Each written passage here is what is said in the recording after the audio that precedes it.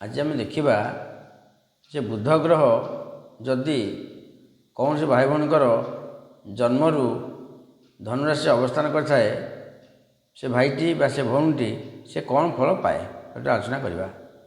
जदि आपणकर जातक बुध नवम भाव धनुरे थाए तेबे संगीत बा ज्योतिष विद्या प्रति आपण आग्रही हेबे। आयुरे बा परमायुरे बाधा आसीपारे। अपराध प्रवृत्ति वृद्धि पाइब। आपण पिता शत्रु होई पारंती।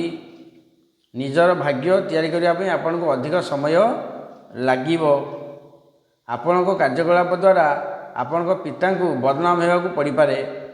धन दौलत वृद्धि पाइब किंतु किछि समय अतिबाहित कला परे तथापि आपण आनंदित रहिबे। निजर कार्य व्यवसाय और राजदरबार रे आपणकर उत्तम प्रभाव पड़िबो। आपण अनेक थर धोखाबाजर शिकार होई पारंती। आपण पुत्र बा स्त्री उपरे उत्तम प्रभाव पड़िबो नाही। गृहस्थ जीवन और पुत्र सह संपर्क भल रही न पारे।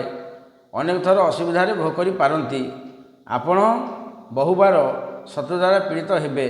धर्म कार्य रे करिया बसिले बाधा आसुची जद्वारा भाग्य बाधा भी आसीबो।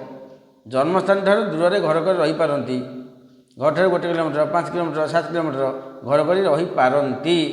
जीवन समस्या रे पीड़ित होई साधु सन्यासी बेले बेले हबार देखा जाए। जीवन में उत्थान पतन दे गति करेंगे से उन्नति नुह कि किसी खराब नुह। बुध शत्रुघर हेले बृहस्पति घर हेले भी शत्रुघर हेले भी फल आसो।